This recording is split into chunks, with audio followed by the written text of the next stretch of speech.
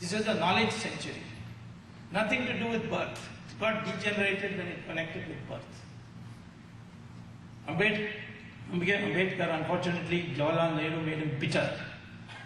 And towards the end, he lost 3 parliamentary elections in a row and losing his deposit because Nehru ensured that he would be humiliated.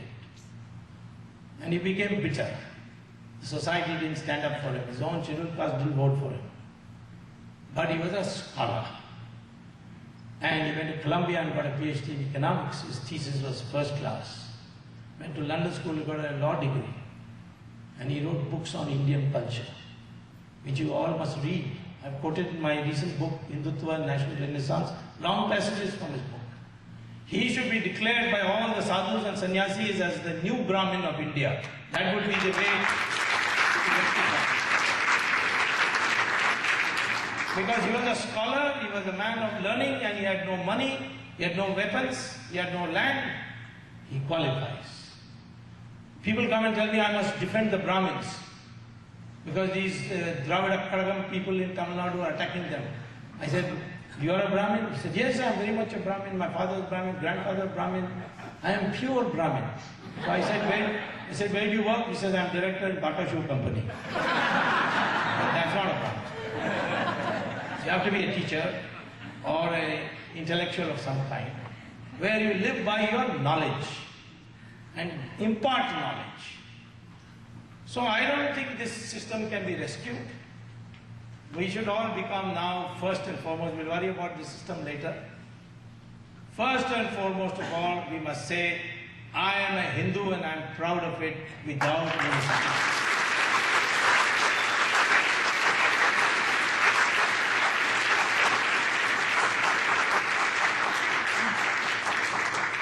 You see, therefore I'll conclude my talk by, my hour is almost over, by raising a question as to what we should do, what you NRIs can do, what I can do, what any Hindu can do.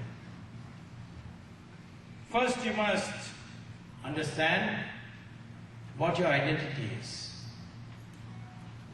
Today, after all the attempts of the British to divide us, everything is failed because this science has completely destroyed the East India Company financed history of India. It's still being taught in India, but is not anymore being taught in the same ferocity in other countries. Still some,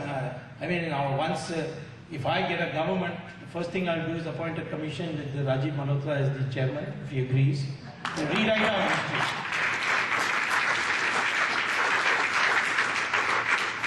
We need a new history book. According to the DNA research which is now published in reputed magazines of the world, like Nature, University of Houston in your state, the Indian has the same DNA. The structure of our DNA is the same. It doesn't matter what color Indian is, because color has got nothing to do with race. It is your exposure to the sun, it's pigmentation. Michael Jackson once went and took out all his pigmentation, he became a white man. You know Michael Jackson, you've seen his complexion. Pure white, the white man's white. So pigmentation has nothing to do with race, but DNA structure is race. And we are all the same, and I proved it once. When Raj Thackeray said in Bombay, these Bombay taxiwalas are from UP, they are stealing our jobs of us Marathi, we are different people. They must all go.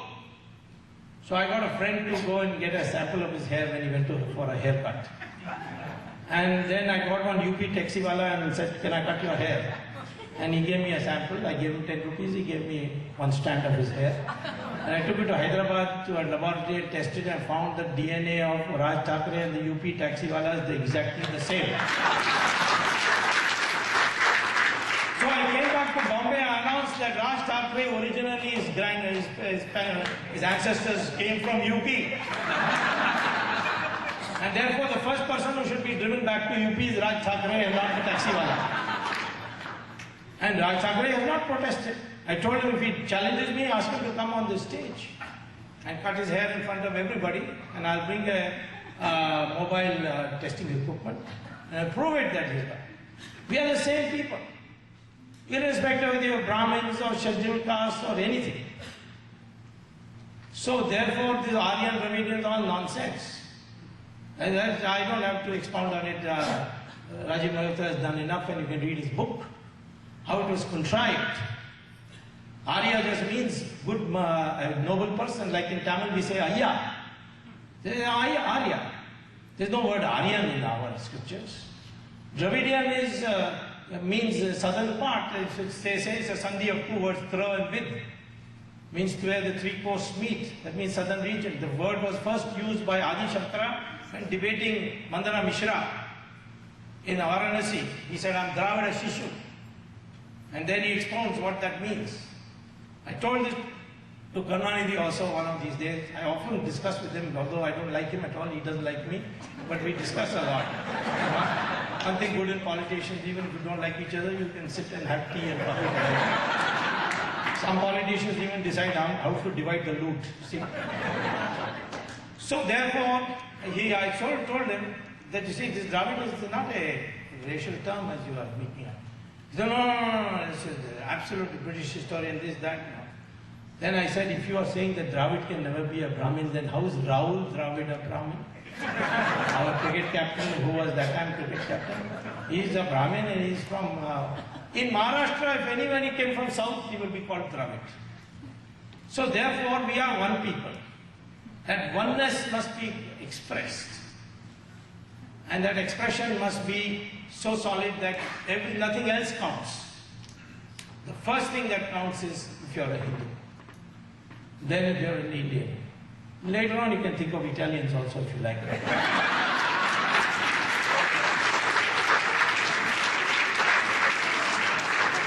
Our identity is, we are Hindus. That is our national identity. What is an Indian? An Indian is a Hindu or those others who acknowledge that their ancestors are Hindus.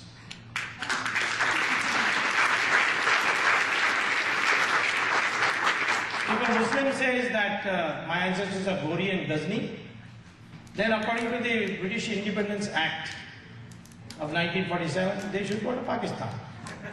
You want to stay here?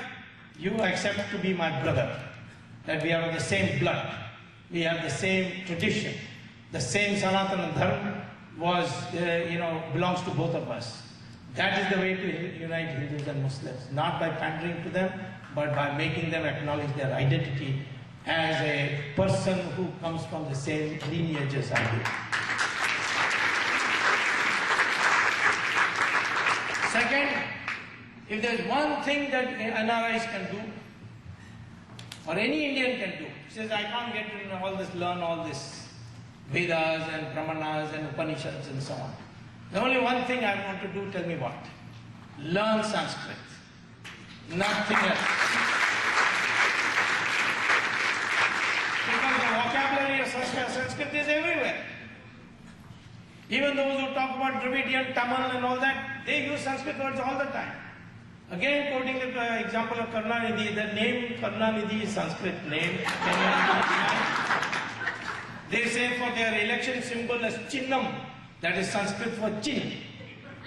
They say that their Chinnam is Udayan Suryan. What is this Udayan Suryan? Rising sun. That is Uday, Suraj ka Uday. So these all 41% of the words in Tamil are common to Sanskrit. Karunanidhi said to me that the Sanskrit stole it from Tamil. I say it doesn't matter, it's common. Our script is the same, Devanagari and Tamil. You put ka and you want to put ki, you put a matra. You do it in Tamil, you do it in Sanskrit, in Devanagari also. So all these scripts have come from Brahmi. They are common. Every Indian language has the same phonetic principle as the Devanagari script. So everybody should learn Sanskrit and the Devanagari script. This is the second thing I would say for our identity. Third thing is, you must be a Virat Hindu, not a Dabbu Hindu. Virat Hindu means that if somebody attacks you because you are a Hindu, you will retaliate. And retaliate massively.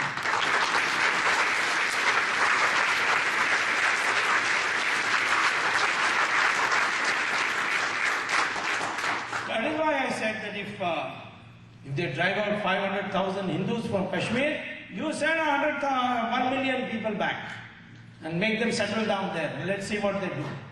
If the Bangladeshis infiltrate your country, take away 1/3 of their territory or tell them you take your people back.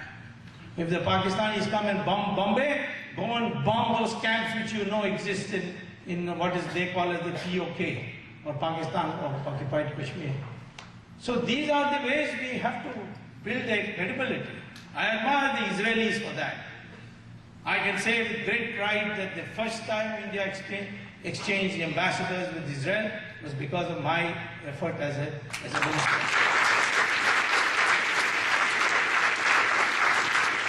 Till that time they didn't know they were. But the Israelis are Jews. And what the Jews were before Hitler, they couldn't stand up to him because they were brought up differently. But that taught them a lesson. Today, the new Jew, who is the Israeli, he has shown the world that even if he's 6 million and there are 150 million Arabs surrounding them, any of them can be defeated at any time. They're all well behaved. They don't trouble Israel at all because of their retaliatory power. Retaliation is an essence. So we are not just Hindus, but we are Virat Hindus. And finally, we must show our respect to gods by actively liberating our temples, not only from where they have been demolished, but also from the hands of the government.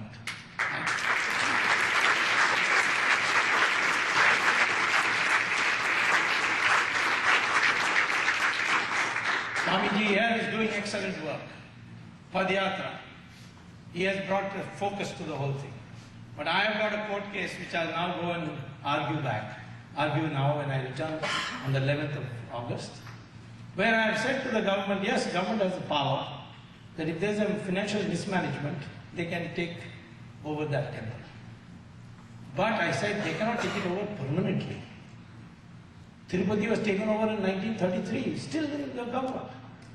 And the money of the Tirupati is being used for building madrasas and subsidizing Hajj travel, even building churches when Rajshekhar Reddy was there.